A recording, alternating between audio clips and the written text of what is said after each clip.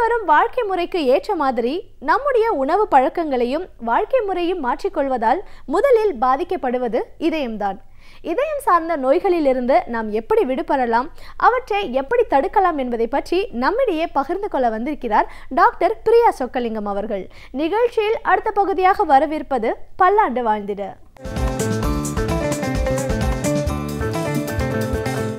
வணக்கம் நேயர்களே. இதய நலத்தில் மனதின் பங்கு என்ன அப்படின்ட்டு ஒரு சமீப காலத்தில் ஒரு நபர் என்னை கேட்டுட்டு இருந்தார். நிறைய பேர் சொல்கிறாங்க, மனதை நல்லா பார்த்துக்கணும், மனசை நல்லா பார்த்துக்கிட்டா தான் இதயம் நல்லா ஸ்ட்ராங்காக இருக்கும். அப்படியா டாக்டர், இது உண்மையா? இதயம் தானாக இயங்கக்கூடிய ஒரு உறுப்பு இல்லையா? இதுக்கு மனதுக்கும் இதுக்கும் என்ன சம்பந்தம் இருக்கிறது அப்படின்ட்டு கேட்டார்.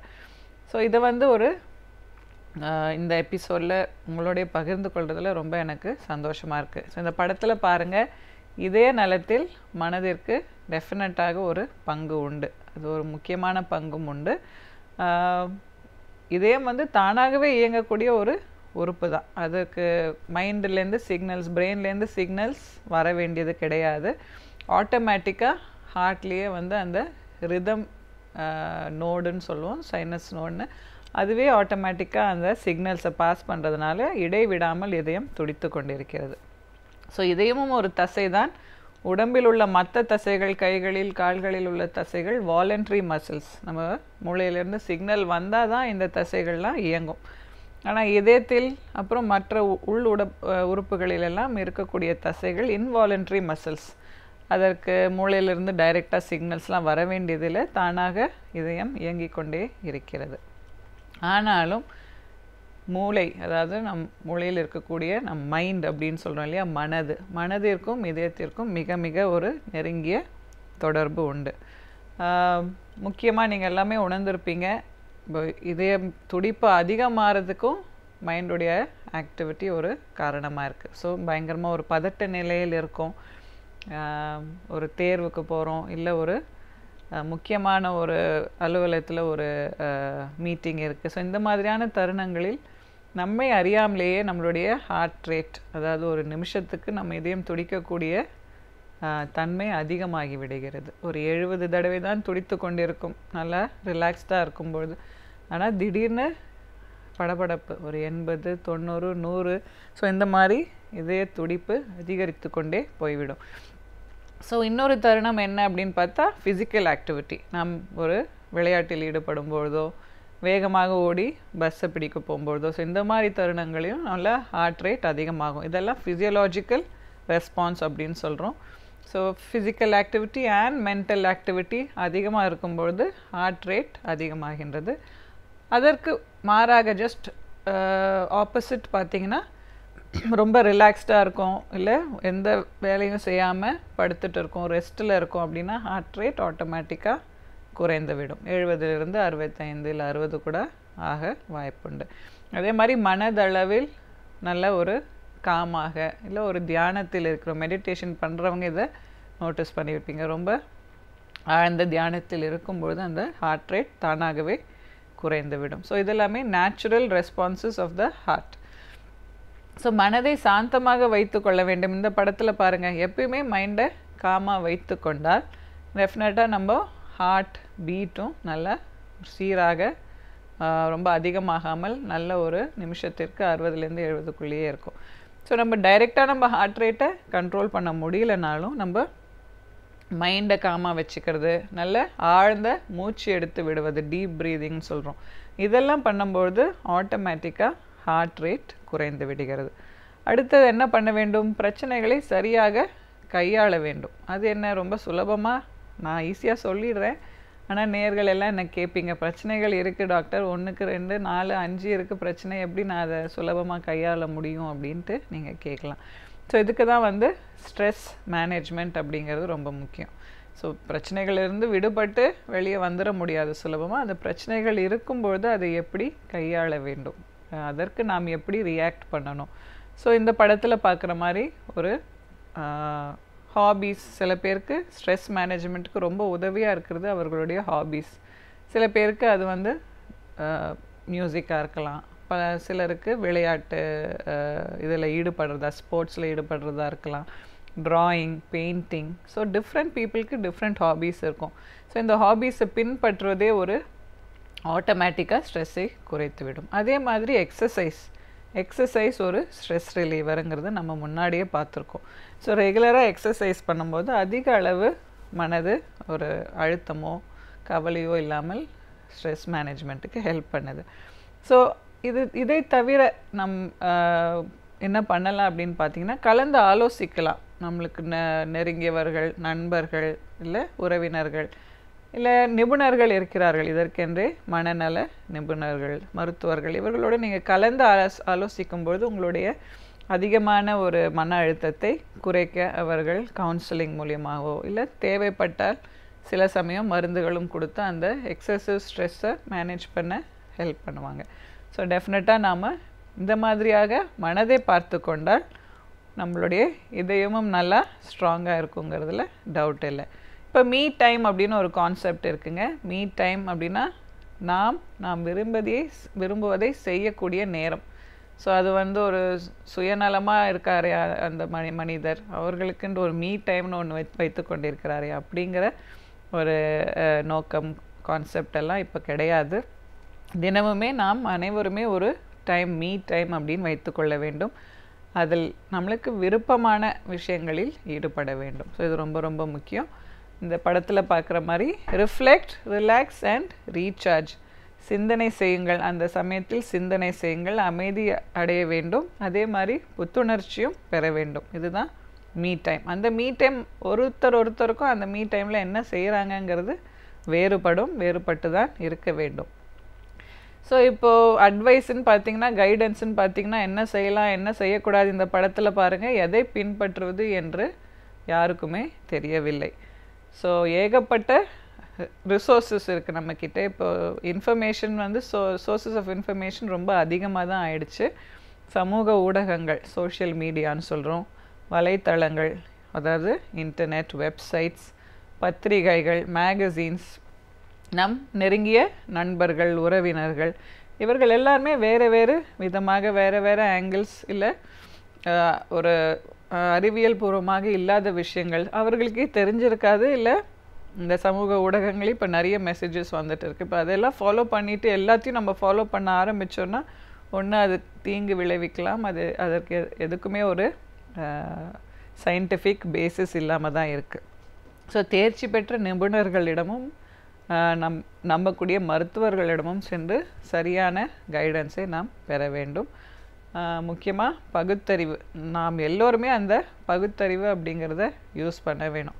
ஏன்னா இப்போ வர இன்ஃபர்மேஷனில் எது நல்லது, எது கெட்டது, எது ட்ரூத், எது ஃபால்ஸ், அதாவது எது உண்மையான தகவல், எது ஒரு பரபரப்பை ஜஸ்ட் உண்டு பண்ணுறதுக்காக வரக்கூடிய ஒரு தகவல் அப்படிங்கிறது ஒரு பகுத்து அறிந்து நாம் எடுத்துக்கொள்ள வேண்டியதை நாம் உபயோகிக்க வேண்டிய விஷயங்களை நாம் பின்பற்றணும். இதற்கு நாம் கரெக்டான கைடன்ஸை எடுத்துக்கொள்ளலாம். இது வந்து அனைவருமே இந்த காலகட்டத்தில் இன்டர்நெட் வேர்ல்டு ஆகிடுச்சு, எல்லாமே சோஷியல் மீடியாவாக ஆகிடுச்சு. ஸோ இந்த ஒரு கருத்தை நான் ஷேர் பண்ணணும்னு விரும்பினேன். தேங்க்யூ. நம் சமூகத்தில் நிகழ்ந்து வரும் பல நிகழ்வுகளில் நாம் கொள்ளத்தக்கவை எவை, தள்ளத்தக்கவை எவை என்பதை பற்றி நம்மிடையே பேசி வருகிறார் எழுத்தாளர் மனுஷபுத்திரன் அவர்கள். இன்றைக்கு என்ன சமூக பிரச்சனையை நாம் கண்முன் வைத்து அவற்றை நாம் எப்படி எதிர்கொள்ள வேண்டும் என்பதை பற்றியும் நம்மிடையே பேச வந்திருக்கிறார். அவற்றை கவனிக்கலாம். நிகழ்ச்சியில் அடுத்த பகுதியாக வரவேற்பது தீதும் நன்றும்.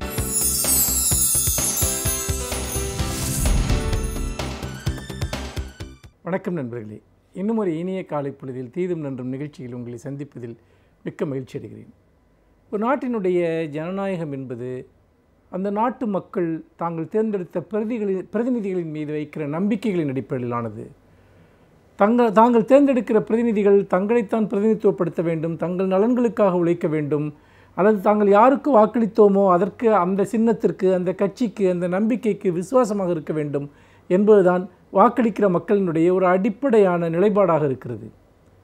ஆனால் தமிழ்நாட்டில் நடந்து கொண்டிருக்கக்கூடிய பல சம்பவங்கள் என்பது ஒரு ஜனநாயகத்தின் அடிப்படை கருதுகோளான இந்த நம்பகத்தன்மையை முற்றாக சீர்குலைத்து விட்டது என்பதை நாம் தொடர்ந்து பார்க்கிறோம். இது இப்பொழுது தொடங்கியதல்ல. கடந்த ஒரு 6-7 மாதங்களாக, முக்கியமாக முன்னாள் முதலமைச்சர் ஜெயலலிதாவினுடைய அந்த மரணம் நிகழ்ந்ததிலிருந்து தொடங்கி தமிழகம் எண்ணற்ற மர்ம சம்பவங்களினுடைய ஒரு கூடாரமாக மாறிவிட்டது. தமிழகத்தில் மர்மமான சம்பவங்களே நடக்காத நாளில்லை, அதுவும் அரசியல் சதிகளும் சூதாட்டங்களும் நடவாத நாளே இல்லை என்று நினைக்கும்படியாக அத்தனை சம்பவங்கள் அடுக்கடுக்காக நிகழ்ந்த வண்ணம் இருக்கின்றன. எதை பற்றியும் மக்களுக்கு எதுவுமே தெரியாது. மக்களுடைய எந்த கேள்விக்கும் யாரும் பதிலளிக்க மாட்டார்கள். இங்கே நடந்து கொண்டிருக்கக்கூடிய ஆட்சி யாருடைய ஆட்சி என்பதை பற்றி மக்களுக்கு ஆழமான கேள்விகள் இருக்கின்றன. அதிகாரத்தில் இருப்பவர்கள் உண்மையில் யாரால் விற்கப்படுகிறார்கள், யாரால் வாங்கப்படுகிறார்கள் என்பது ஒரு மிகப்பெரிய குழப்பமாக மாறியிருக்கிறது. இந்த சூழ்நிலையில் தான் இதுவரைக்கும் நடந்த இந்த அரசியல் நாடகங்கள் எல்லாமே அவை உண்மைதான் என்று நிரூபிக்கக்கூடிய நேரடி ஆதாரங்கள் வெளிப்பட்டிருக்கின்றன. தமிழகத்தினுடைய ஆளும் கட்சியாக இருக்கக்கூடிய அதிமுக 2 அணிகளாக பிரிந்து நின்று அவர்களுக்குள் சண்டையிட்டுக் கொள்வதான ஒரு தோற்றம் உருவாக்கப்பட்டு வந்தது. ஆனால் அது உண்மையான சண்டை அல்ல. அவர்களுக்குள் கொள்கை சார்ந்த எந்த பிரச்சனையும் இல்லை, நிலைப்பாடுகள் சார்ந்த எந்த பிரச்சனையும் இல்லை. அது வெறும் அதிகாரத்திற்கான போட்டி, அது வெறும் ஆட்சிக்கான ஒரு போட்டி. அதிகாரத்தை எப்படியாவது வென்றுவிட வேண்டும் என்பதற்காக, அதிகாரத்தை எப்படியாவது தங்களுக்குள் பங்கிட்டு கொள்ள வேண்டும் என்பதற்காக நடக்கிற ஒரு அடிதடி என்பதை தொடர்ந்து பல்வேறு சம்பவங்கள் நிரூபித்து வந்தன. அதனுடைய ஒரு தொடர்ச்சி தான் மிக மிக ஒரு அவமானகரமான ஒரு சம்பவம் சமீபத்தில் டைம்ஸ் நவ் தொலைக்காட்சி வெளிப்படுத்திய அந்த ஸ்டிங் ஆபரேஷனில் வெளிப்படுத்தப்பட்ட ரகசிய பேச்சுவார்த்தைகளினுடைய வீடியோக்கள். என்ன ரகசிய பேச்சுவார்த்தைகள்? மதுரையைச் சேர்ந்த ஒரு அதிமுக எம்எல்ஏ, அவர் இந்த கூவத்தூரிலே எம்எல்ஏக்கள் அடைத்து வைக்கப்பட்டிருந்த போது யார் யாருக்கு எவ்வளவு பணம் கொடுக்கப்பட்டது, அந்த பணத்தை அவர்கள் எப்படியெல்லாம் பெற்றுக்கொண்டார்கள், அதே சமயத்தில் பெயர்களுடன் அவர் குறிப்பிடுகிறார். இன்னாருக்கு இவ்வளவு பணம், 2 கோடி ரூபாயிலிருந்து 10 கோடி ரூபாய் வரைக்கும் பணம் விநியோகிக்கப்பட்டிருக்கிறது என்கிற செய்திகள் எல்லாம் இதில் சொல்லப்படுகிறது. அப்படி சொல்லுகிற போது அவர்கள் வெளிப்படுத்தக்கூடிய, அந்த எம்எல்ஏ வெளிப்படுத்தக்கூடிய, அந்த சட்டமன்ற உறுப்பினர் வெளிப்படுத்தக்கூடிய அந்த கருத்துக்கள் என்பது, எங்களுக்கு முன்னாடியே பணத்தை கொடுத்திருந்தால் நாங்கள் காட்டுகிற இடத்தில் கையெழுத்து போட்டுவிட்டு போயிருப்போமே, எதற்கு இவ்வளவு பிரச்சனைகள், ஏன் கூவத்தில் கொண்டு போய் அடைத்து வைக்க வேண்டும் என்றெல்லாம் அவர் பேசுகிறார் அந்த வீடியோவில். அப்படி பேசுகிற போது இந்த 2 அணிகள், அதாவது இன்று சசிகலா அல்லது எடப்பாடி பழனிசாமி உள்ளிட்டோருடைய ஒரு அணியினருக்கும் இன்னொரு புறம் ஓபிஎஸ்னுடைய அணியினரும் மாறி மாறி பணம் கொடுத்து இந்த சட்டமன்ற உறுப்பினர்களை விலைக்கு வாங்குவதற்காக, அதன் மூலமாக ஒரு ஆட்சி கவிழ்ப்பை செய்து பாஜகவுடன் ஒரு மிகப்பெரிய கூட்டு சதியில் ஓபிஎஸ் ஈடுபட்டார் என்பதற்கான அந்த வீடியோ ஆதாரங்களும் இப்பொழுது வெளிவந்திருக்கின்றன. அப்படி பார்க்கிற போது தமிழகத்தினுடைய அரசியல் அதிகாரம் என்பது முற்றிலுமாக இன்றைக்கு ஒரு அதிகார பசிக்காக நடக்கிற ஒரு மிகப்பெரிய போட்டியாக மாறிவிட்டது. ஏனென்றால் மக்கள் நம்பிக்கையுடன் வாக்களித்த இந்த உறுப்பினர்கள் எவ்வளவு தூரம் தங்களை தாங்களே விற்றுக்கொள்பவர்களாக இருந்தார்கள், எந்த அளவிற்கு இந்த அரசியல் தலைமை என்பது நபர்களை விலைக்கு வாங்கக்கூடிய ஒன்றாக இருந்தது என்கிற போது அதற்கு பின்னால் இருக்கக்கூடிய இந்த ஜனநாயகம் சார்ந்த இழிவு என்பது இந்த வாக்களித்த மக்கள் ஒவ்வொருவரையும் அவர்களுடைய நெஞ்சை அதிரச் செய்கிறது என்று சொன்னால் அதில் ஆச்சரியப்படுவதற்கு ஒன்றுமில்லை. எத்தகைய உறுப்பினர்களை தாங்கள் தேர்ந்தெடுத்தோம் என்று அவமானத்தில் அவர்கள் கூசி குறுகுகிற ஒரு நாட்கள் இவை. இந்த சூழ்நிலையில் தான் இன்றைக்கு இந்த அரசிற்கு இன்றைக்கு மக்களை ஆட்சி செய்வதற்கான ஒரு அதிகாரம் இருக்கிறதா, அல்லது மக்களின் மீது ஒரு மேலாண்மை செலுத்துவதற்கான ஒரு தார்மீக உரிமை இருக்கிறதா என்பது ஒரு அடிப்படையான ஒரு கேள்வி. ஏனென்றால் ஒரு அரசு என்பது அது ஒரு அரசு உண்மையான மக்கள் பிரதிநிதித்துவம் கொண்டிருக்க வேண்டும். அந்த மக்கள் பிரதிநிதித்துவம் என்பது என்ன? அவருடைய சட்டமன்ற உறுப்பினர்கள் தான். அந்த சட்டமன்ற உறுப்பினர்கள் மக்களினுடைய வாக்குகளின் அடிப்படையில் அவர்களை பிரதிநிதித்துவம் செய்வதற்கு பதிலாக தங்களுக்கு யார் பணம் கொடுத்தார்களோ அவர்களை பிரதிநிதித்துவம் செய்கிறார்கள். யார் பணம் கொடுத்தாலும் எந்த அணியில் வேண்டுமானாலும் இருப்பார்கள், யாரை வேண்டுமானாலும் எதிர்ப்பார்கள், யாரை வேண்டுமானாலும் முதலமைச்சராக்குவார்கள், யாரை வேண்டுமானாலும் ஆட்சியில் இருந்து கவிழ்ப்பார்கள் என்று சொன்னால் உண்மையிலேயே இந்த அரசியல் பேரம் அல்லது இந்த அரசியல் தரகு வேலை என்பது எந்த விதத்தில் ஜனநாயகத்தின் பார்ப்பட்டதாக இருக்கும்? இதன் அடிப்படையில் விலைக்கு வாங்கப்பட்ட இந்த எம்எல்ஏக்கள் தான் இப்பொழுது ஆட்சியில் இருக்கிறார்கள். அதனால்தான் அன்றைக்கே திராவிட முன்னேற்றக் கழகத்தினுடைய செயல் தலைவர் அவர்கள் இந்த நம்பிக்கை வாக்கெடுப்பு செல்லாது, இந்த உறுப்பினர்கள் விலைக்கு வாங்கப்பட்டிருக்கிறார்கள், மிரட்டப்பட்டிருக்கிறார்கள், நிர்பந்திக்கப்பட்டிருக்கிறார்கள் என்று ஒரு வழக்கை தொடுத்தார். இன்றைக்கு அவர் சொன்னது அனைத்துமே உண்மை என்றாகிவிட்டது. அப்படி என்றால் விலைக்கு வாங்கிய உறுப்பினர்களை கொண்டு, மிரட்டப்பட்டு வாங்கிய உறுப்பினர்களை கொண்டு ஒரு ஆட்சி இங்கே நடந்து கொண்டிருக்கிறது. இந்த ஆட்சியை எப்படி மக்கள் பிரதிநிதித்துவ ஆட்சி என்று சொல்ல முடியும்? மக்களுடைய வாக்குகளின் அடிப்படையில் தேர்ந்தெடுக்கப்பட்ட ஆட்சி என்று நாம் சொல்ல முடியும்? ஆக ஒட்டுமொத்தமாக இன்றைக்கு இருக்கக்கூடிய அரசிற்கும் மக்களுக்கும் எந்த சம்பந்தமும் கிடையாது. இந்த ஆட்சி என்பது மக்களிடமிருந்து அந்நியப்பட்ட ஆட்சி, மக்களை புறக்கணித்த ஒரு ஆட்சி, மக்களுக்கு எந்த விதமான ஒரு கடப்பாடும் இல்லாத ஒரு ஆட்சி என்பதை நாம் தொடர்ந்து பார்த்து கொண்டிருக்கிறோம். இந்த சூழ்நிலையில் இந்த ஆட்சி நீடிக்கிற ஒவ்வொரு நாளும் அது மக்களுக்கு ஒரு மிகப்பெரிய அவமானங்களை கொண்டு வருகிறது என்பதில் எந்த விதமான சந்தேகமும் இல்லை. இந்த ஆட்சி அகழ்கிற நாள் தான் ஜனநாயகம் மீட்கப்படுகிற ஒரு நாளாக இருக்கும் என்று சொல்லி மீண்டும் இன்னும் ஒரு புதிய சிந்தனையோடு உங்களை சந்திக்கிறேன். நன்றி, வணக்கம். இப்பகுதியில் நாம் சந்திக்கும் சிறப்பு விருந்தினர்கள் அவர்களின் அனுபவங்களை நம்மிடையே பகிர்ந்து கொள்ளும் பொழுது அவற்றை கேட்பதற்கு சுவாரஸ்யமாக இருப்பதோடு நம்முடைய வாழ்க்கைக்கும் பயனுள்ளதாக அமைகிறது. அந்த வகையில் இப்பொழுது நாம் சந்திக்கவிருக்கும் சிறப்பு விருந்தினர் எந்த துறையிலிருந்து வந்திருக்கிறார் என்பதை பற்றி கவனிக்கலாம். நிகழ்ச்சியில் அடுத்த பகுதியாக வரவிருப்பது சிறப்பு விருந்தினர்.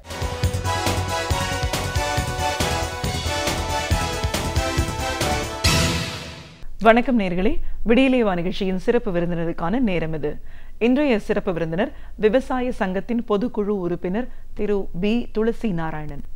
விவசாய சங்கத்தோட ஒரு உறுப்பினர் அப்படிங்கிற முறையில் விவசாயம் அப்படிங்கிற தொழில் இன்னைக்கு எப்படி இருக்கு, விவசாயிகள் என்ன மாதிரியான ஒரு எதிர்பார்ப்போட இன்னைக்கு காத்துட்டு இருக்காங்க, அரசாங்கம் தன்னோட கடமையை தவறினதுனால இன்னைக்கு விவசாயிகளோட நிலைப்பாடு எந்த அளவுக்கு மோசமா போயிருக்கு, இப்படி பல விஷயங்களை கருத்துக்களை நம்ம அவர்கிட்ட கேட்டு தெரிஞ்சுக்கலாம். வணக்கம் சார். விவசாய சங்கத்தின் மாநில குழு உறுப்பினர் அப்படிங்கிற முறையில் எங்கள் நிகழ்ச்சிக்கு உங்களை நாங்கள் முதல்ல வரவேற்கிறோம் சார். நன்றி.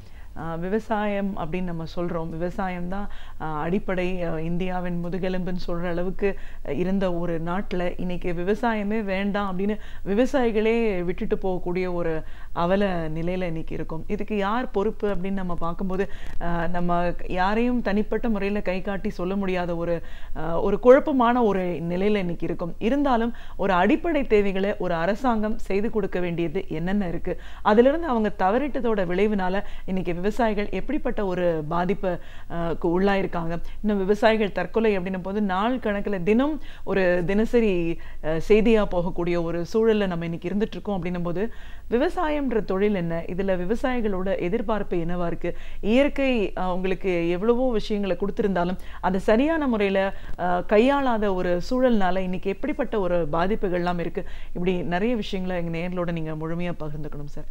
முதல்ல விவசாயம் அப்படிங்கிற ஒரு இந்த அடிப்படை தொழிலை பற்றி சொல்லலாம். இது எப்படிப்பட்ட தொழில், இதில் யாரெல்லாம் இருக்காங்க, அவங்களோட தேவைகள் எதிர்பார்ப்புகள் என்னவா இருக்கு? விவசாயம் விவசாயம் என்பது தொழில் அல்ல, இது ஒரு ஜீவன் சம்மந்தப்பட்ட பிரச்சனை, கலை, கலாச்சாரம், நாகரிகம், அவ்வளோதான். தொழிலாக பார்த்தோம் அப்படின்னு சொன்னால் இப்போ தான் ஆட்சியாளர்கள் அப்படி தான் பார்த்துக்கிட்டு இருக்கோம், தொழிலாகத்தான் பார்த்து கொண்டு இருக்கிறார்கள். விவசாயம் என்பது எங்களை பொறுத்த வரைக்கும் அது தொழிலே அல்ல. ஊருக்கு அரிசி மற்றது உணவுப் பொருட்கள் கொடுக்கக்கூடிய ஒரு கேந்திரமான ஒரு நிலையம் இது.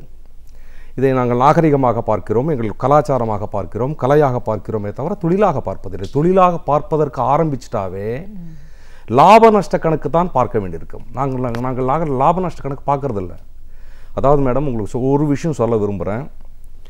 ஒரு நெற்பயிர் கருகி போகுது, இந்த பக்கம் மழை பொழியல, இந்த பக்கம் அரசாங்கம் எந்த உதவியும் செய்யலை, நஷ்டம் வரும் என்று தெரியும் எங்களுக்கு.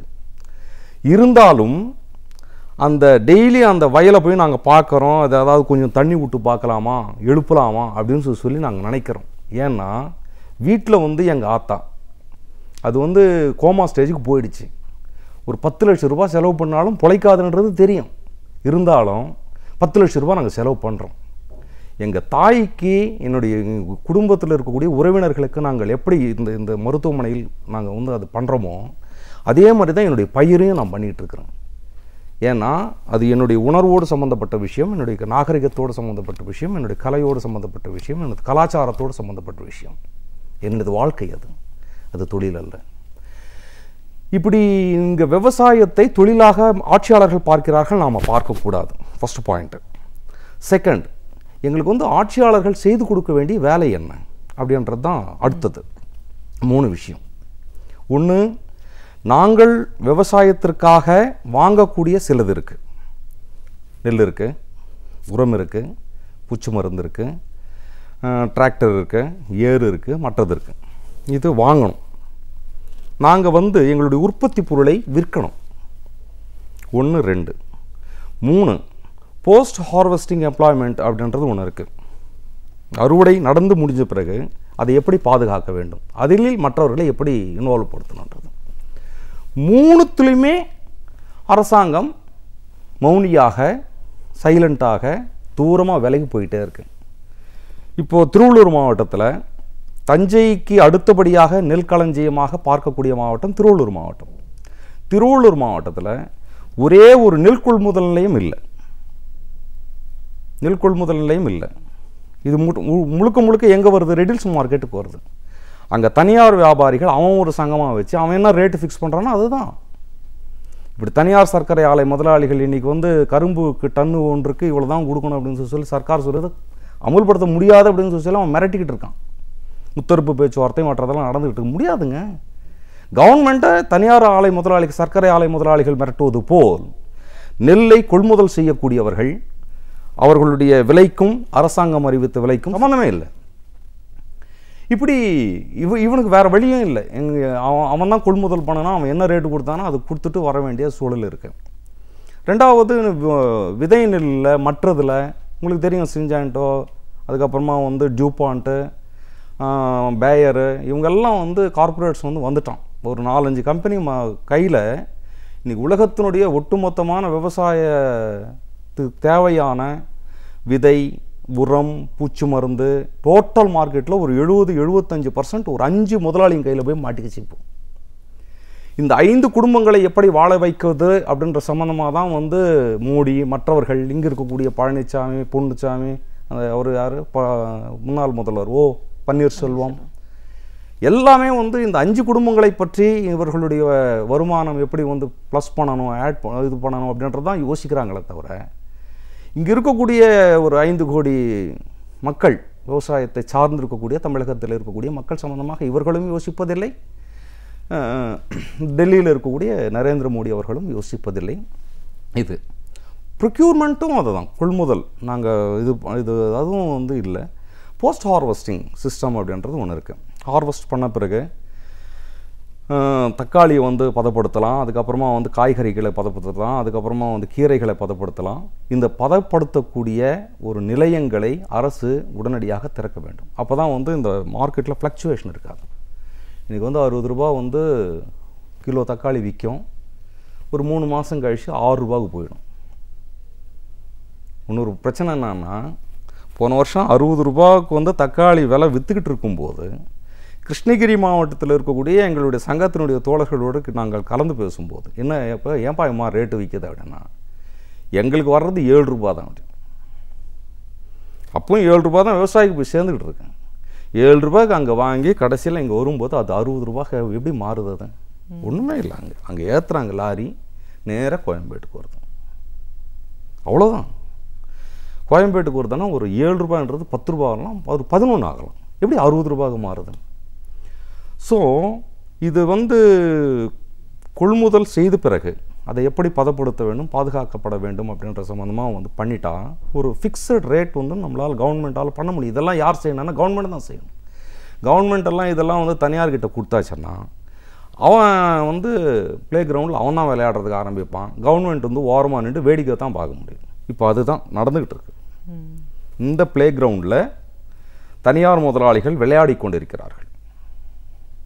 களத்தை அமைத்தவர்கள் விவசாயிகள், இந்த மேட்டு போட்டவன் விவசாயி, குச்சி நட்டவன் விவசாயி, பந்து தயாரித்தவன் விவசாயி, பேட்டு விவசாயி, இது எல்லாம் எடுத்துக்கிட்டு நாங்கள் அவங்ககிட்ட கொடுத்துட்டோம். இது ஒரு டீமு, அது ஒரு டீமு, தனியார் முதலாளிகள். இப்போ அவன் உட்காந்து கிரவுண்டில் வந்து விளையாடிக்கிட்டு இருக்கான். கவர்மெண்ட் வந்து ஓரமாக நின்று வேடிக்கை பார்த்துக்கிட்டு இருக்கு. நாங்கள் வந்து தண்ணி தெளிச்சிக்கிட்டு ப்ளே கிரவுண்டு வந்து சுத்தப்படுத்திக்கிட்டு இருக்கிறோம்.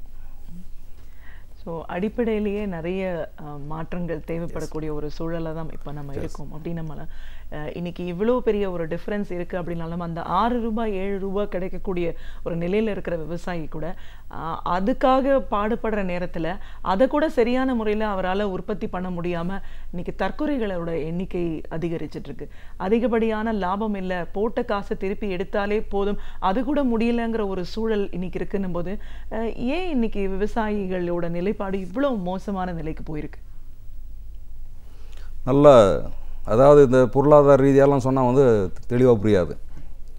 சிம்பிளாக ஒரு கணக்கு மேடம், 130 ரூபா ஒரு மூட்டை டயாமோனியம் பாஸ்பேட் விற்றுட்டு இருக்கும்போது என்னுடைய வேர்க்கடலை 8000 ரூபா விற்றுட்டு இருந்தது. ஒரு பாரம்னா 240 கிலோங்க.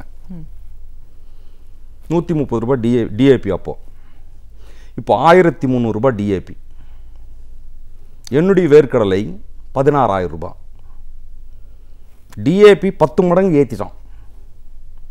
என்னுடைய வேர்க்கடலை எத்தனை மடங்கு ஏறணும்? 10 மடங்கு ஏறணும்.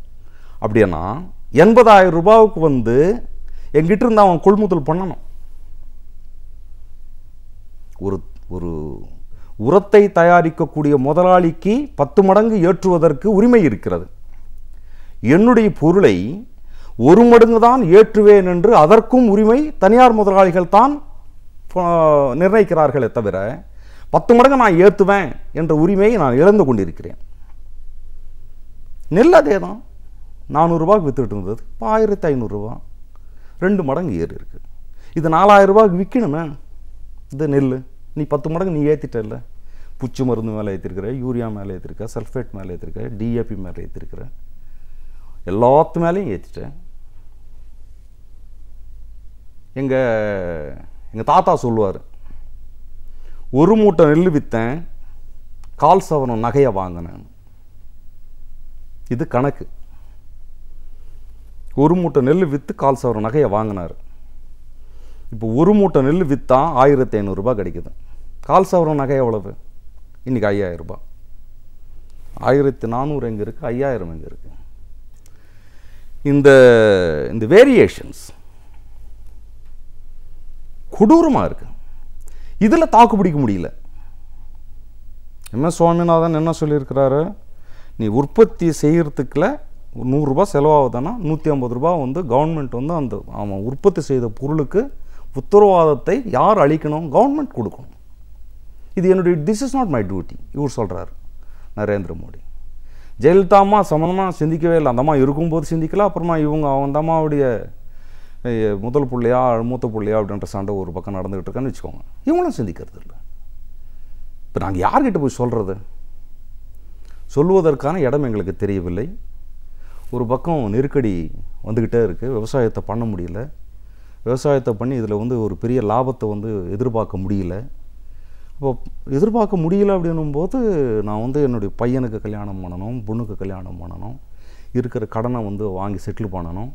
ஒரு பக்கம் நெருக்கடி வந்துக்கிட்டே இருக்குது அப்படின்னும்போது என்னுடைய கஷ்டத்தை தீர்ப்பதற்கு ஆள் கூட எனக்கு தேவையில்லை. என்னுடைய கஷ்டத்தை கேட்டு ஆதரவு சொல்வதற்கு கூட இன்னைக்கு ஆள் இல்லை. பிரச்சனையே அதுதான்.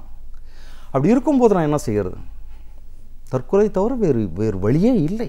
தற்கொலைகளை நாங்கள் ஆதரிக்கலை, அது வேறு விஷயம். ஆனால் அவனுக்கு தற்கொலை தவிர வேறு வழி இல்லை. இப்போ திருவள்ளூர் மாவட்டத்தில் ஒரே ஒரு 1.5 மாதத்தில் 7 பேர் இறந்து போயிடுறாங்க.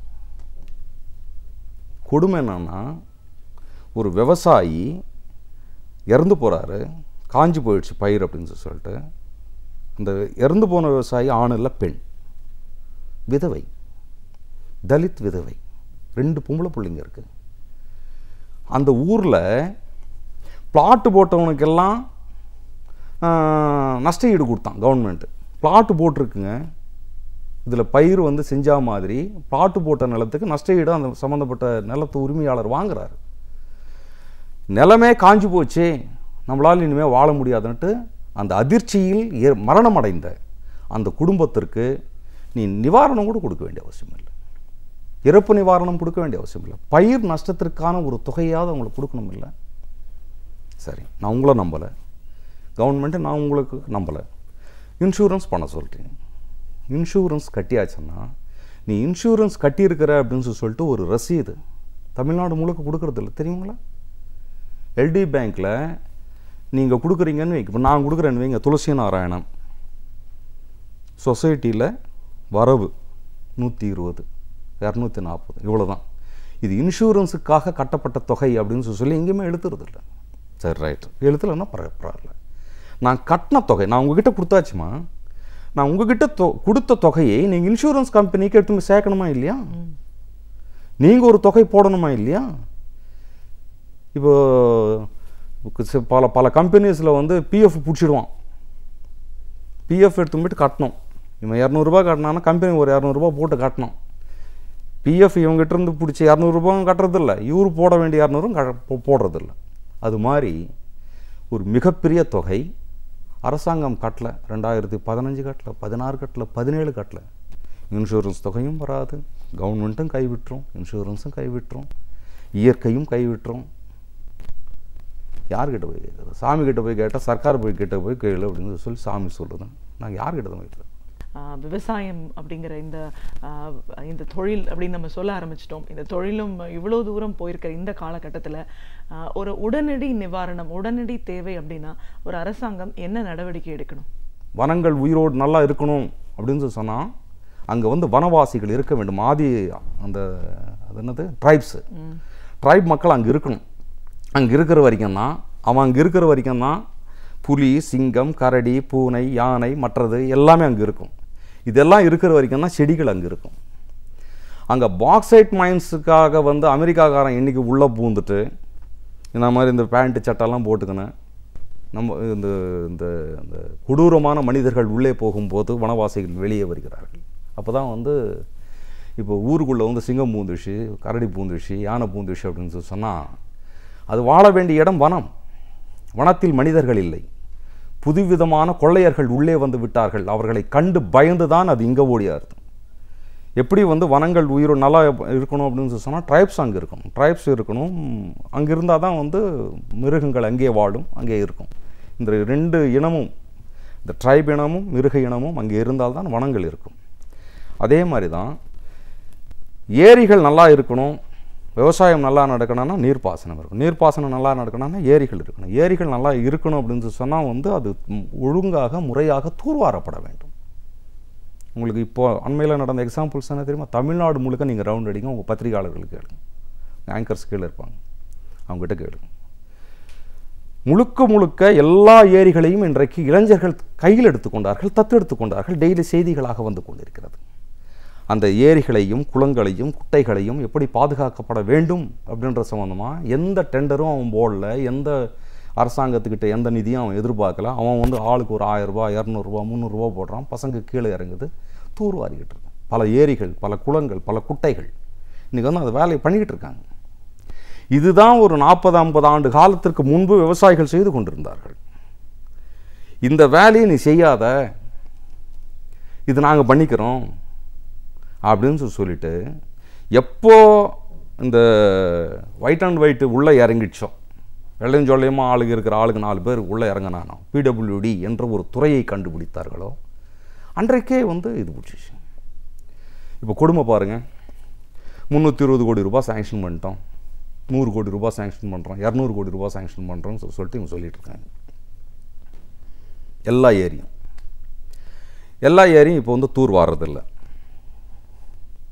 மேக்கப் பண்ணிக்கிட்டு இருக்காங்க. பவுடர் அடித்து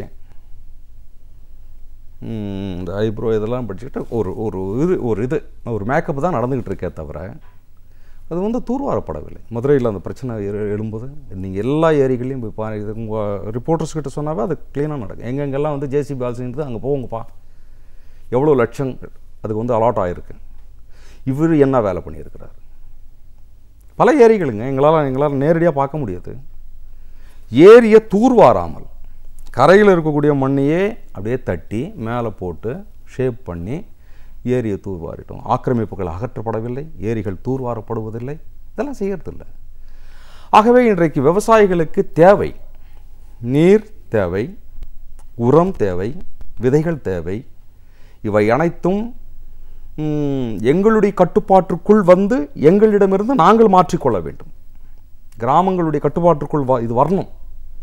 விதை வந்து மான்சான்டோ கிட்ட போகக்கூடாது, விதை வந்து பேயர் கிட்ட போகக்கூடாது, விதை வந்து எங்களுக்கு வரணும். இப்போது கடுகு தயாரிக்கிறதுக்கு எதுக்கு வந்து ஜிடி பெரிய பிரச்சனை இந்தியா ஃபுல்லாக. உங்களுக்கு விவசாயிகிட்ட தெரியாத டெக்னாலஜி எல்லாம் வந்து விஞ்ஞானிகள் உங்களுக்கு தெரியும் அப்படின்றதெல்லாம் சொல்கிறதெல்லாம் சும்மா. நீங்கள் 800 பக்கத்தில் போயிட்டீங்கன்னா, படகுல ஏறிட்டிங்கன்னா, நாங்கள் ஒரு தடவை போனோம். அவன் சொன்னான், நடுக்கடலில் எடுத்து மட்டும் நிற்க வச்சு, ஆனால் சுரப்பு அதிகமாக இருக்குது, அநேகமாக 3 நாளில் கொடூரமான மழை ஸ்டார்ட் ஆகும், ரமணா சாரே அது வரைக்கும் அறிவிக்கலை, மீனவன் அறிவிச்சிட்டான் எப்போ மழை வரும். எங்களுக்கு தெரியுமா, நாங்கள் வந்து வெட்ட வெயில் நடு காட்டில் வந்து மேலே படுத்துக்கிட்டு தூங்கிட்டு இருப்போம், மேலே பார்ப்போம், இந்த ஸ்டாரை வச்சு நாங்கள் சொல்லுவோம் இந்த டைம் இன்றைக்கி இப்போ வந்து 2:30 3 எழுந்திரிச்சு கலகா பிடிங்கிடலாம். We don't have the watch. எங்ககிட்ட வாட்ச் இல்லை, கடிகாரம் இல்லை, அலாரம் இல்லை, ஒன்றும் இல்லையே. 2:30 மணி ஆகி போச்சுரா, 3 மணி ஆகி போச்சுரா, எழுந்திரிங்கடா, வெயிலுக்கு முன்னாடி கலகா செடி முடிங்கலாம் அப்படின்னு சொல்லி பிடிங்கிட்டு இருந்தோம். ஒரு விவசாயத்தை எப்படி பண்ணணும், எப்போ மழை வரும், எப்போ மழை வராது, ரேடார் சொல்கிறது முன்னாடி வந்து நாங்கள் சொல்லுவோம். சில பூச்சிகள் பறக்கும், இந்த அப்படி பறக்கிற பூச்சி பார்த்தாவே சொல்லிவிடும். அதே மாதிரி நாங்கள் வந்து எருவை வந்து வீசும்போது இந்த எருவை வந்து ஒரு திசையை நோக்கி போகும், அதில் இருக்கக்கூடிய செத்தை. அப்போ இந்த காற்று அடிக்குது அப்படின்றது எங்களுக்கு தெரியும், இத்தனை நாள் மழை வருன்றது தெரியும். இன்னொரு 5 நாள் கழித்து பார்த்துட்டு அப்புறம் போடலாமே விதைய அப்படின்றது எங்களுக்கு தெரியும். நாங்கள் வந்து இந்த ஜியாகிரஃபி படிக்கலை, ஃபிசிக்ஸும் படிக்கலை எங்கள் ஆளுங்க. இதெல்லாம் எங்களுக்கு தெரியும். எல்லா அறிவும் விவசாயிகளிடம் இருக்கிறது, எல்லா டெக்னாலஜியும் விவசாயிகளிடம் இருக்கிறது. ஆகவே எங்களுக்கெல்லாம் போய்ட்டு இன்னொருத்தன் வந்து அமெரிக்காக்காரன் ஆப்பிரிக்காக்காரெல்லாம் வந்து எங்களுக்கு வந்து அறிவு சொல்ல வேண்டிய அவசியம் இல்லை. விதையை எப்படி பாதுகாக்க வேண்டும்ன்றது எங்களுக்கு தெரியும், பூச்சி மருந்து எப்படி தயாரிக்கணுன்றது எங்களுக்கு தெரியும். ஒரு விளக்கெண்ணெய் ஊற்றி அதில் ஒரு இதை வச்சு திரியை வச்சு ஒரு இடத்துல வச்சுட்டோன்னா எல்லா பூச்சும் வந்து அதில் விழுந்துடும். பூச்சிக்கொல்லி மருந்து தேவையில்லையே எங்களுக்கு. எங்களுக்கு இந்த டெக்னாலஜி இருக்க, ஏன் இந்த டெக்னாலஜியிலிருந்து எங்களை வந்து நீங்கள் படிப்படியாக மாற்றுறீங்க?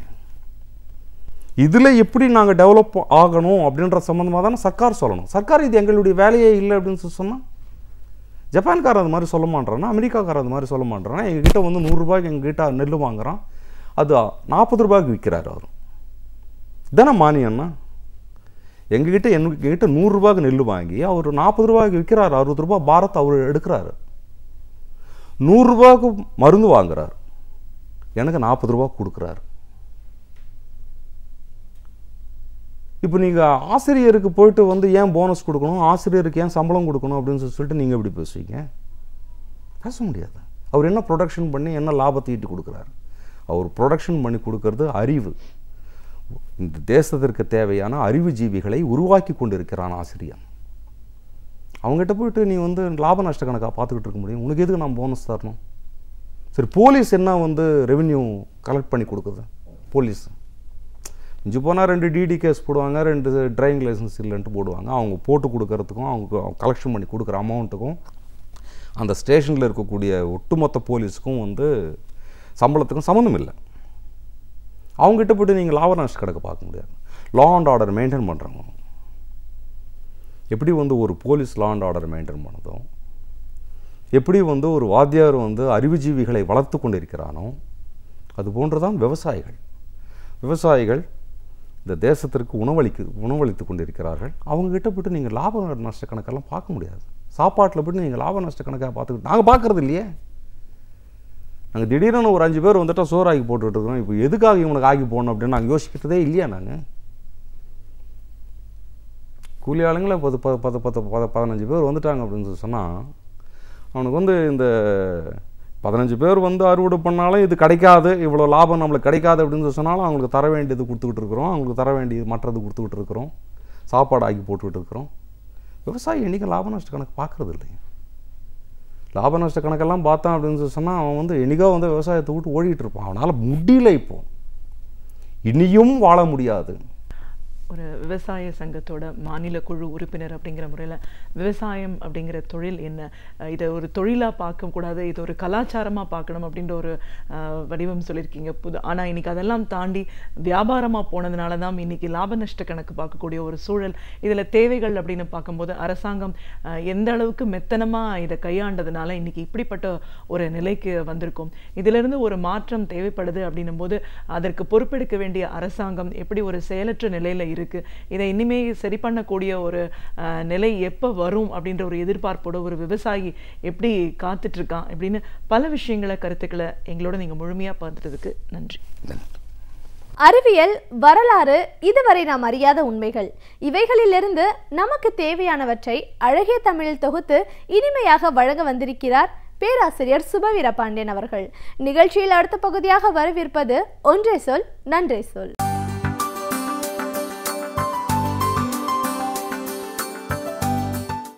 அனைவருக்கும் என் அன்பு வணக்கம்.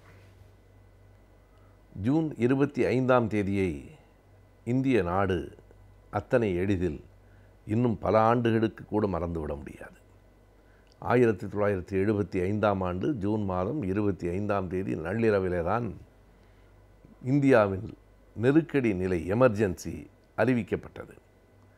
25 மாலை வரை மிக இயல்பாக இருந்த ஒரு தேசம் 26 அதிகாலையில் மிகப்பெரிய மாற்றங்களுக்கு உள்ளாயிற்று. 26ஆம் தேதி காலையிலே செய்தித்தாளை எடுத்து படித்தால் இந்தியா முழுவதும் பல்வேறு தலைவர்கள் கைது செய்யப்பட்டிருக்கிறார்கள். இந்தியா முழுவதும் மிக கடுமையான ஒரு சர்வாதிகார நாடு போல் அறிவிக்கப்பட்டிருக்கிறது. தப்பி நின்ற மாநிலங்களில் ஒன்று என்று நாம் தமிழ்நாட்டை சொல்லலாம். அன்றைக்கு தலைவர் கலைஞர் அவர்களினுடைய தலைமையிலே திமுக கழகத்தினுடைய ஆட்சி தமிழ்நாட்டிலே நடைபெற்று கொண்டிருந்தது. ஜார்ஜ் பெர்னாண்டஸ் போன்றவர்களுக்கெல்லாம் அடைக்கலம் கொடுத்த மாநிலம் தமிழகம்தான். தமிழகத்தை தவிர வேறு எங்கு பார்த்தாலும் அந்த நெருக்கடி நிலை பரவி இருந்தது. தமிழகத்திலும் 6 மாதங்களுக்குத்தான் அது மிச்சப்பட்டது. 1976 ஜனவரி இறுதியில் திமுகவினுடைய ஆட்சி கலைக்கப்பட்ட பிறகு இந்தியாவில் இருந்த அந்த நெருக்கடி நிலை தமிழ்நாட்டுக்கும் வந்துவிட்டது. அதில் மிக கூடுதலாக பாதிக்கப்பட்ட கட்சிகளில் ஒன்று திமுக கழகம்தான். இந்தியாவில் பல்வேறு கட்சிகள் அந்த நெருக்கடி நிலையிலே பாதிக்கப்பட்டன. தமிழ்நாட்டில் மிக கூடுதலாக பாதிக்கப்பட்ட கட்சி திமுக கழகம்தான். இன்றைக்கு நினைத்து பார்த்தாலும் 42 ஆண்டுகள் கடந்து விட்டன. ஆனால் அன்றைக்கு அந்த நெருக்கடி நிலையில் அரசியல் தலைவர்களெல்லாம் இத்தனை சித்திரவதைகளுக்கு உள்ளாவார்களா என்று யாரும் நினைத்து பார்த்திருக்க முடியாது. மிக கடுமையான சித்திரவதைகள் சிறைச்சாலையிலே. இன்றைக்கு திமுக கழகத்தினுடைய செயல் தலைவராக பொறுப்பேற்றிருக்கிறவர் கூட அன்றைக்கு தளபதி அவர்களும் சிறையிலே மிக மிக கடுமையான சித்திரவதைகளுக்கு உள்ளானார். கூட்டம் போடுவதற்கு அனுமதி இல்லை. யாருக்கு? சாதாரண தொண்டனுக்கு அல்ல. தலைவர் கலைஞர் அவர்களே கூட்டங்களில் பேசுவதற்கு அன்றைக்கு கடுமையான தடைகள் இருந்தன. தமிழ்நாட்டை தாண்டி பெங்களூருக்கு கலைஞர் அவர்கள் போயிருக்கிற போது 1977இல் என்ன நடந்தது என்பதை அண்மையில் நான் அங்கு சென்றிருந்த போது நண்பர்கள் நேரில் பார்த்த பெரியவர்கள் எடுத்து சொன்னார்கள். கலைஞர் அவர்கள் வந்திருக்கிறார், ஒரு பெரிய கூட்டம் ஏற்பாடு செய்யப்பட்டிருக்கிறது பெங்களூரில். எதற்காக அந்த கூட்டம் என்றால் இந்த நெருக்கடி நிலையை எதிர்ப்பதற்காக மட்டுமல்ல, நெருக்கடி நிலையால் பாதிக்கப்பட்டு சிறையிலே இருக்கிற கழகத்தினுடைய தலைவர்கள் தொண்டர்களுக்கெல்லாம் வழக்கு நடத்துவதற்கு நிதி சேர்ப்பதற்காகத்தான் அந்த கூட்டம். அதற்காகத்தான் கலைஞர் அவர்கள் பெங்களூருக்கு சென்றிருக்கிறார். ஆனால் கடைசி நேரத்தில் அதற்கான அனுமதி மறுக்கப்பட்டு விட்டது. மாலையிலே கூட்டம், மதியம் அந்த அனுமதி மறுக்கப்பட்டு விட்டது. அப்படி அனுமதி மறுக்கப்பட்ட போது என்ன செய்வது என்று அங்கே இருக்கிற அந்த நம்முடைய திமுக கழகத்தினுடைய பொறுப்பாளர்களுக்கே அது விளங்கவில்லை. அப்போது கலைஞர் அவர்கள்தான் மிக சரியாக ஒரு முடிவு எடுக்கிறார். கூட்டத்திற்கு தானே தடை, கட்சி தொண்டர்களை நான் பார்ப்பதற்கு தடை இல்லை, யாராலும் தடை போடவும் முடியாது. அவர் ஒரு ஐலண்ட் என்கிற ஒரு ஹோட்டலிலே தங்கியிருக்கிறார். தொண்டர்களை இங்கே வர சொல்லுங்கள், நான் பார்த்து கொள்கிறேன். அந்த விடுதியில் ஒரு மிகப்பெரிய திடலும் இருக்கிறது. அந்த திடலில் தொண்டர்கள் கூடட்டும், நான் அவர்களை பார்த்து பேசுகிறேன் என்கிறார். காவல்துறைக்கு இதை எப்படி தடுப்பதென்று தெரியவில்லை. பொது இடத்திலே பொதுக்கூட்டம் நடத்தினால் தான் தடுக்க முடியும். அவர் தங்கியிருக்கிற விடுதியில் அவரை பார்ப்பதற்கு வந்திருக்கிற தொண்டர்களை பார்க்கக்கூடாது என்று எப்படி சொல்லலாம்? சொல்ல முடியாது. எனவே வருகிற தொண்டர்கள் வரட்டும் என்று தலைவர் கலைஞர் சொன்னதற்கு பிறகு காவல்துறை எதிர்பார்க்கவில்லை என்பது மட்டுமல்ல, கட்சிக்காரர்கள், கட்சியினுடைய பொறுப்பாளர்களே எதிர்பார்க்கவில்லை. பல்லாயிரக்கணக்கில் மக்கள் வந்து அந்த திடலில் கூடுகிறார்கள். அந்த விடுதிக்குள் நுழைய முடியாத அளவுக்கு கூட்டம். என்னை பார்க்க என் தொண்டர்கள் வருகிறார்கள், நீ யார் தடுப்பதற்கு என்கிறார் தலைவர். அதற்கு பிறகு அவர் அங்கே கூட்டத்தில் வெகுவாக கூட பேசவில்லை. வந்திருக்கிற நோக்கத்தை சொல்லுகிறார். இந்த நெருக்கடி நிலையிலே பாதிக்கப்பட்டு சிறையிலே இருக்கிறவர்களுக்காக நிதி சேர்ப்பதற்கு நான் வந்தேன். அரசாங்கம் என்னை பேசுவதற்கு அனுமதியின்றி தடுத்து விட்டது. அதனால் என்ன, இந்த இடத்திலும் கூட அந்த வழக்கு நிதியை கொடுக்க விரும்புகிறவர்கள் கொடுக்கலாம் என்று கலைஞர் அறிவித்ததற்கு பிறகு எல்லோரும் வியந்து போகிற அளவுக்கு ஒவ்வொருவரும் தங்கள் கைகளில் இருந்த அத்தனை பணத்தையும் கொடுத்தார்கள். கடைசியாக எண்ணி பார்த்தபோது வியப்பாக இருக்கிறது. 1977 பணத்தினுடைய மதிப்பு என்ன என்பதை நாம் சற்று நினைவுபடுத்தி கொள்ள வேண்டும். 5 லட்சம் ரூபாய் அன்றைக்கு அவர் கைகளுக்கு வந்திருக்கிறது. கூட்டத்திற்கு போகாமல், மேடையில் பேசாமல், யாரையும் பார்க்காமல் இருந்த இடத்தில் இருந்து கொண்டு, அதுவும் மிக நெருக்கடியாக கடுமையாக காவல்துறை நடந்து கொண்டிருந்த நேரத்தில் அத்தனை தடைகளையும் உடைத்து தகர்த்து தொண்டர்கள் அந்த இடத்திற்கு வந்து தங்கள் கைகளிலே இருந்த பணத்தை எல்லாம் கொடுத்திருக்கிறார்கள். ஒரே ஒரு மாலை பொழுதில் 5 லட்சம் ரூபாய் திரண்டிருக்கிறது. 5 லட்சம் ரூபாய்க்கு 42 ஆண்டுகளுக்கு முன்னால் என்ன மதிப்பு என்பதை நாம் கணக்கிட்டு கொள்ள வேண்டும்.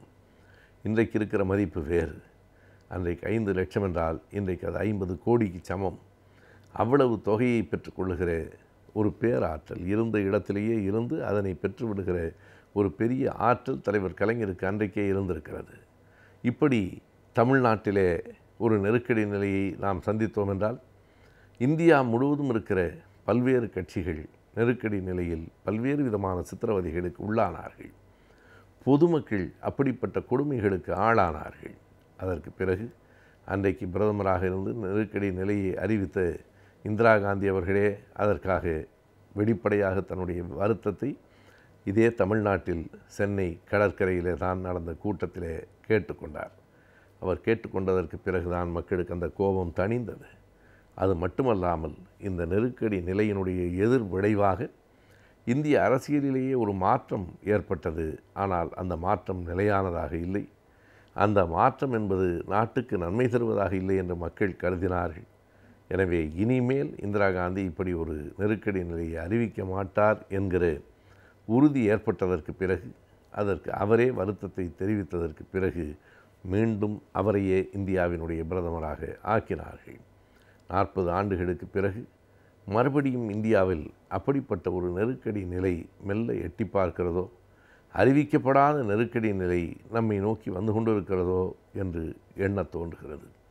மிக கடுமையான சட்டங்கள், அந்த சட்டங்களை எதிர்த்து பேசுகிறவர்களுக்கு வெறும் காவல்துறையின் மூலமாக மட்டுமில்லை, தங்களினுடைய பல்வேறு அமைப்புகளின் மூலமாகவும் தாக்குதல் என்பன போன்ற நிலைகள் இந்தியாவிலே இன்றைக்கு மீண்டும் தலை தூக்க தொடங்கி இருக்கின்றன. எனவே நெருக்கடி நிலையை அன்றைக்கு எதிர்த்த நாடு என்றைக்கும் எதிர்க்கும் என்கிற உறுதி இப்போது வெளிப்பட்டு கொண்டிருக்கிறது. இந்திய குடிமகனாக நம் நாட்டின் அடிப்படை சட்டங்களை பற்றி நாம் அறிந்திருக்க வேண்டியது அவசியமாகிறது. அந்த வகையில் பல அடிப்படை சட்டங்களை இப்பகுதியின் மூலமாக நாம் அறிந்து வருகிறோம். இன்றைக்கும் சில சட்டங்களை பற்றி நாம் தெரிந்து கொள்ளலாம். நிகழ்ச்சியில் அடுத்த பகுதியாக வரவிருப்பது ஆலோசனை நேரத்தில் சட்டம் பகுதி.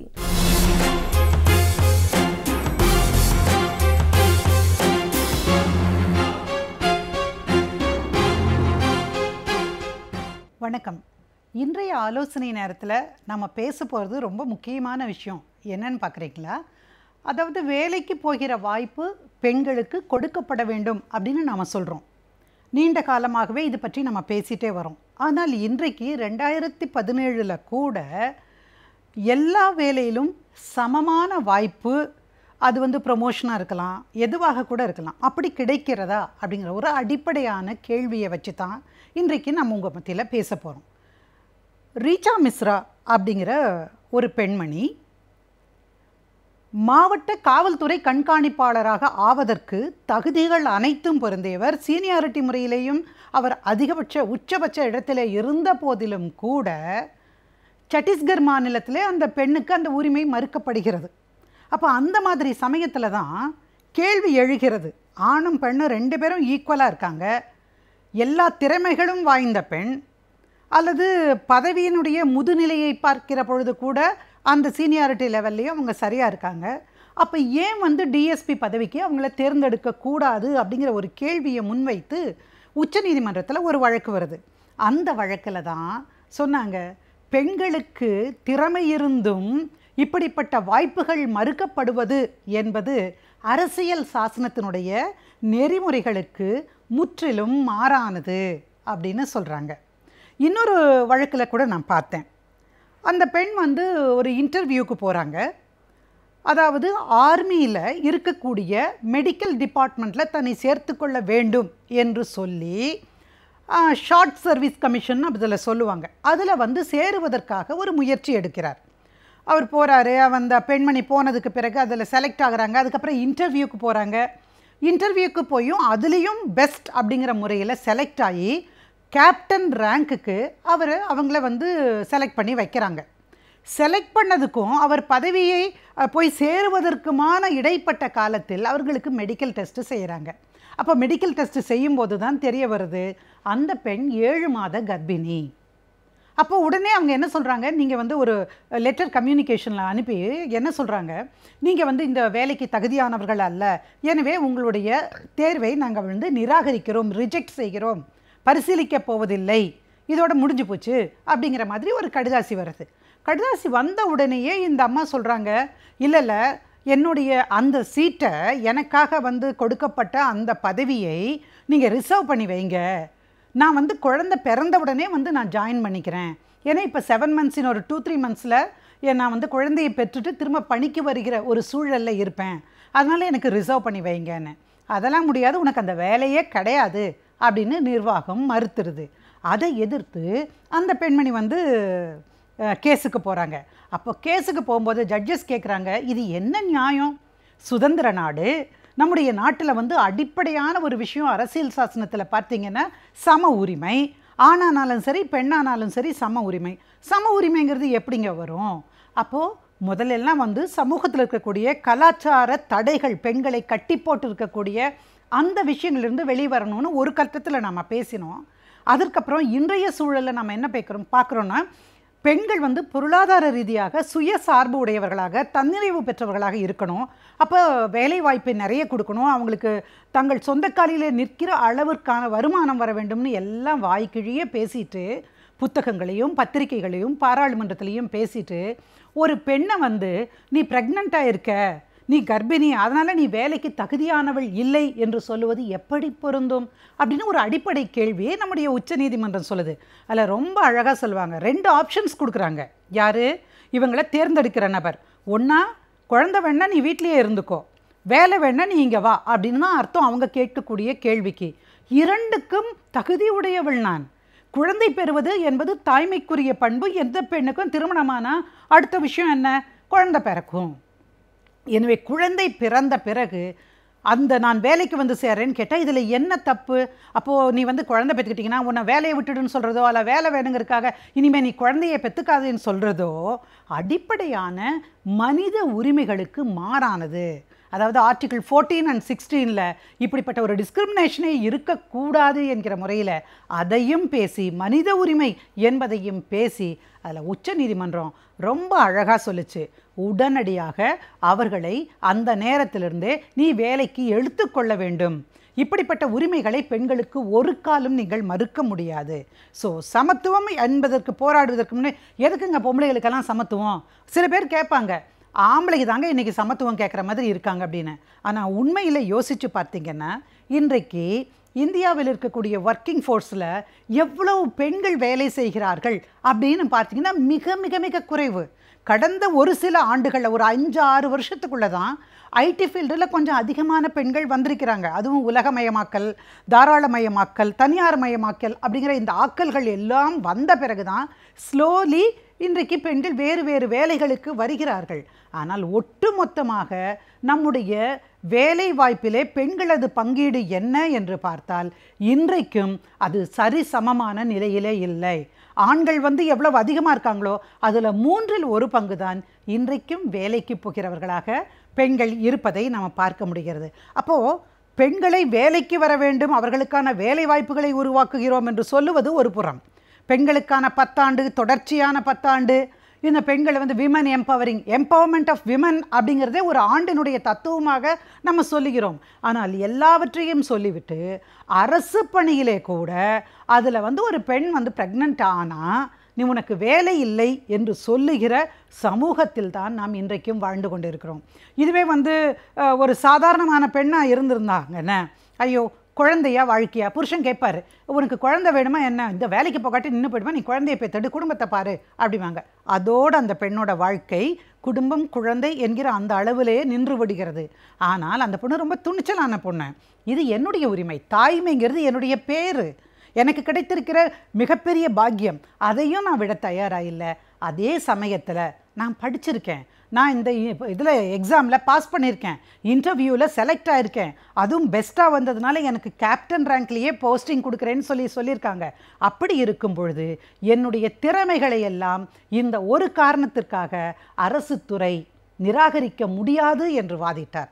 அப்படி தைரியமாகவும் துணிச்சலாகவும் வரக்கூடிய பல பெண்களுக்கு இன்றைக்கும் வாய்ப்புகள் இருக்கின்றது. அதனால் குழந்தை பெறுவதனாலேயே உனக்கு நான் வேலை கொடுக்க மாட்டேன். இப்போ கொஞ்சம் பேர் அப்படி தான் பண்ணிகிட்ருக்காங்க. என்னென்னா, குழந்தையா அந்த அம்மா ப்ரெக்னெண்ட்டாக அந்த அம்மாவுக்கு வேலைக்கு வர வேண்டாம் அப்படின்னு சொல்லுவதை ரொம்ப ரொம்ப இயல்பாக வச்சுருக்குறாங்க. அது வேண்டாம், ஏன் ப்ரெக்னெண்ட்டாக இருக்குது, அப்புறம் குழந்தை பிறக்கும், அதுக்கு ஏதாவது செய்யணும், அதுக்கான மெட்டர்னிட்டி பெனிஃபிட் ஆக்டை வந்து இன்றைக்கு அவங்களுக்கு நம்ம செய்ய வேண்டியிருக்கும். 3 மாதம் லீவு, அப்புறம் ஒரு 3 மாதம், இந்த மாதிரியெல்லாம் வரும்.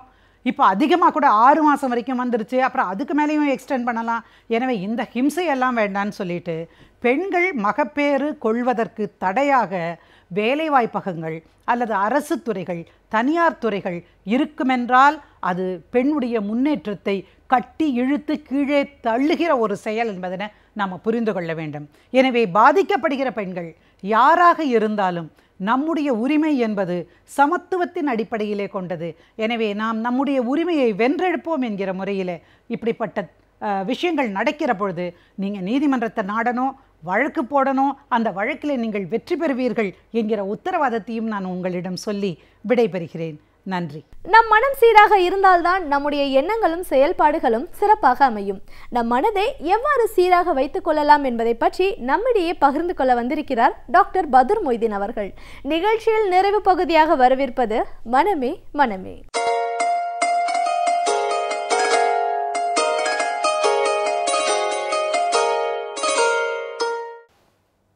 வணக்கம் நேயர்களே. இப்பொழுது மிதமான மற்றும் மைல்டு ரிட்டார்டேஷன் பற்றி நாம் பார்ப்போம். அதாவது போன வாரம் நாம் பேசியது போல், அதாவது மிதமான மாடரேட் மென்டல் ரிட்டார்டேஷன், அந்த குழந்தைகளை நாம் எப்படி கண்காணிப்பது, எப்படி கண்டுகொள்வது, அறிகுறிகளை எப்படி கண்டுகொள்வது, எப்படி நாம் தவிர்ப்பது என்பதையெல்லாம் நாம் பார்த்தோம். அந்த குழந்தைகள் 8வது வரை 5வது வரை நல்லா படிப்பார்கள். 5ற்கு பிறகு 6ஆம் கிளாஸ் பார்த்த மாதிரி மார்க் கொஞ்சம் குறையும், 7ல் கொஞ்சம் குறையும், 8ல் அப்படி கொஞ்சம் கொஞ்சமாக குறைஞ்சிட்டு வரும். பெற்றோர் சொல்வார்கள், சார் 5 வரை நன்றாக படித்தான குழந்தை இப்பொழுது படிப்பில் கவனம் செலுத்துவதில்லை, மார்க்கள் அதாவது மதிப்பெண்கள் குறைந்து கொண்டே வருகின்றது என்று பார்த்தோம் என்றால் 5லிருந்து படிப்படியாக அழகாக குறைஞ்சிக்கிட்டே வரும். ஸ்டெப் லேடர் என்று பேர். கொஞ்சம் கொஞ்சமாக குறைஞ்சி வந்து 8வது கிளாஸுக்கு அப்புறம் படிக்க முடியவில்லை, மார்க்கில் குறைந்து விட்டது, எப்படியும் தள்ள வேண்டும், 10ஆம் கிளாஸ் எப்படி படிக்க வேண்டும், பாஸ் பண்ண வேண்டும். ஏன்னால் இந்த 10 வரை படித்தால் தான் நல்ல ஓரளவு இந்த சமுதாயத்தை நாம் நிலைத்து இருக்க முடியும். ஸோ 10 வரை எப்படி சமாளிப்பது என்பது ஹெட்மாஸ்டர் சொல்லி இல்லை ரெக்கமெண்ட் பண்ணி தூக்கி 10 வரைக்கும் வந்து விடுவார்கள். 10ல் வந்து அந்த பையன் சிக்கிறோம். அதுக்காக 10 பாஸ் பண்ணுவது பெரும் காரியமாக இருக்கும். இவர்கள் தான் மாடரேட். அது 40 முதல் 55 அதாவது வரை இந்த குழந்தைகளை நாம் என்ன செய்வது, இவர்களை நாம் ட்ரெயின் பண்ணலாம். ட்ரெயினபிள் குழந்தைகள் என்று பெயர். இவர்களுக்கு படிப்பு என்பது வராது. படிப்பு என்பது மிக மிக கஷ்டம். நாம் சில பெற்றோர்கள் இதை புரிந்து கொள்ளாமல் அந்த குழந்தை எப்படியாவது அதாவது பணம் செலவழித்து ஏதாவது ஒன்று செஞ்சு அந்த குழந்தைகளை படிக்க விட வேண்டும் என்று நினைக்கின்றார்கள். தவறு அது. இந்த குழந்தைகள் தான் நாளைக்கு ஓசோன் ஓட்டைக்கு அடைக்க போகிறவர்கள் இவர்கள் தான் புதுமையான ஒன்றை உருவாக்குகிறவர்கள். மறந்துவிடக்கூடாது. இந்த மைல்டு அண்ட் மாடரேட் ரிட்டார்டேஷன் உள்ளவர்கள் தான் இந்த நாட்டுக்கு புது பாதை உருவாக்குகிறவர்கள். தாமஸ் ஆல்வா எடிசன் டிஸ்லெக்சியா, பள்ளிக்கு அதாவது பள்ளியில் ஸ்கூல் ட்ராப் அவுட்னு சொல்வார்கள். பள்ளிக்கு போகவில்லை, பள்ளி விரட்டி விட்டார்கள், நீ படிப்பதற்கு லாய்க்கில்லை போ என்று திறத்து விட்டார்கள் தாமஸ் ஆல்வா எடிசனை. தாய் என்ன பண்ணினாள், என் குழந்தைக்கு ஏதோ சக்தி ஏதோ இருக்கின்றது, என் குழந்தை படிப்பு தான் வரவில்லை என்று அவள் குழந்தையை என்கரேஜ் பண்ணினாங்கள்.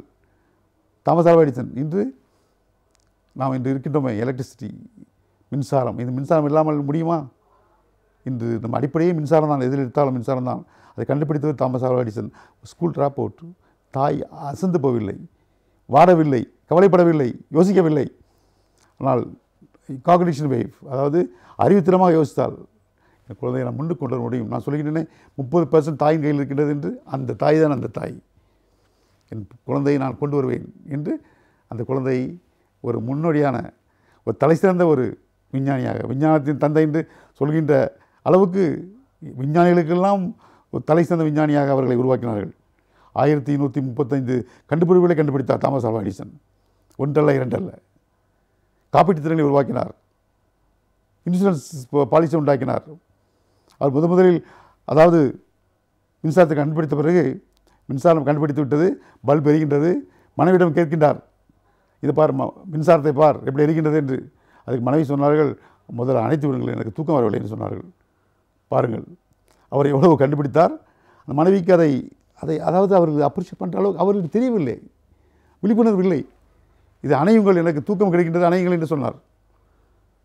அவர் மற்றவரிடம் போய் கூறினார், இதை பயன்படுத்துங்கள், அதாவது கேண்டில், அதாவது மெழுகுவர்த்தி விட இதனுடைய இது குறைவு, செலவு குறைவு, மிக குறைவான செலவில் இந்த மின்சாரத்தை எடுத்துக்கொள்ளலாம், மெழுகுவர்த்தியினால் அதிகமான செலவு இருக்கின்றது என்று கூறினார்கள். பல பேர் கேட்டார்கள், சில பேர் கேட்கவில்லை. அரசாங்கத்திலும் சென்றார், இதுக்கு நீங்கள் டேக்ஸ் போடலாம், இந்த மின்சாரத்துக்கு நீங்கள் வரி போடலாம் என்று கூறினார்கள்.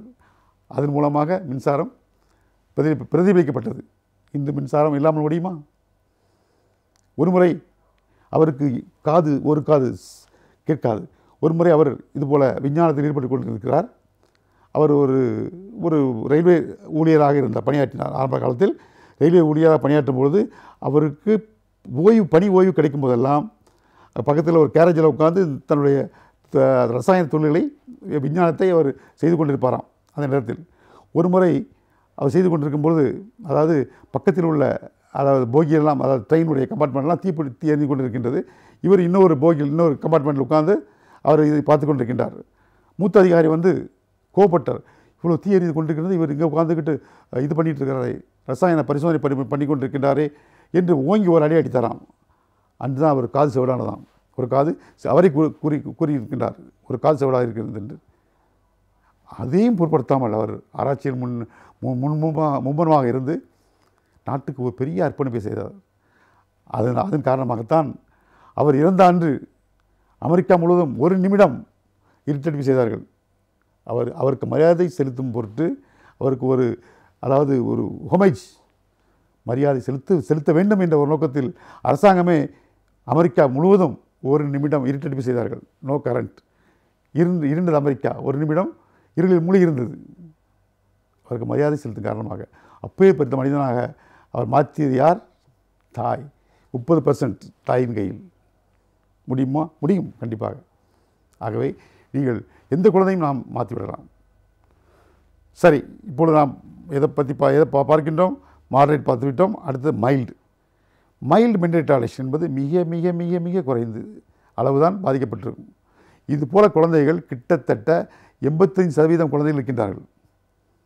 85% குழந்தைகள் வெளியில் தெரியாது. இந்த குழந்தைகள்லாம் இவர்களும் மற்ற குழந்தைகளை போல அல்ல. இவர் நன்றாக இருப்பார், உடல் எந்த ஒரு மாற்றம் இருக்காது, உடல் அழகாக இருக்கும், சீராக இருப்பார்கள். பள்ளியில் படிப்பு மட்டும் அவர்களுக்கு வராது, மார்க்கெல்லாம் பின்தங்கி இருக்கும், மதிப்பெண்கள் வராது, படிக்க மாட்டார்கள். ஆனால் மற்ற வகையில் டெக்னிக்கலில் அவர்கள் கில்லாடியாக இருப்பார்கள். நாம் அதை புரிந்து கொள்ள வேண்டும். எல்லா பெற்றோர்களும் தன்னுடைய குழந்தை எப்படி வர வேண்டும் நினைக்கிறார்கள் என்றால் 5 நம்பரை ஞாபகத்துக் கொள்ளுங்கள். அதாவது 5 என்பது 5 இலக்க சம்பளம், 5 வகை சம்பளம் வாங்க வேண்டும் நினைக்கின்றார்கள். அதாவது 4 அடுத்த 4 சக்கர வாகனம் இருக்க வேண்டும். தன் குழந்தை பள்ளிக்கு சென்று படிக்க வேண்டும். தன்னுடைய குழந்தை எப்படி இருக்க வேண்டும் என்று அவர் நினைக்கவில்லை. எப்படியெல்லாம் வர வேண்டும், தன் குழந்தையுடைய குணம் எப்படி, அவனுடைய அறிவுத்திறன் எப்படி, அந்த குழந்தையை எப்படி நாம் மாற்ற வேண்டும், இந்த துறையில் சேர்க்க வேண்டும் என்பதெல்லாம் எண்ணுவதில்லை.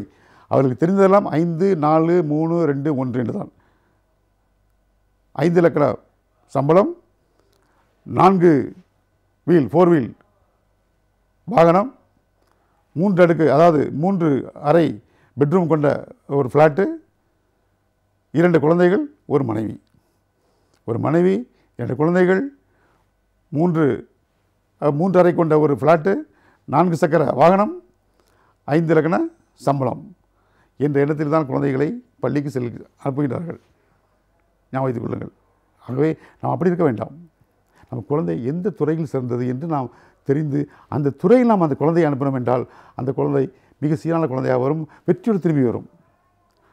நாம் பார்க்கின்றோம், எத்தனையோ அதாவது மகான்கள் இருக்கின்றார்கள், படிக்கவில்லை. நாம் பார்க்கின்றோம், அதாவது Rahman, AR Rahman 2 Oscar award வாங்கி வந்தார். அவர் என்ன படித்து விட்டார்? அவர் திறமை இருந்தது, அந்த திறமை வெளியே கொண்டு வந்தார்.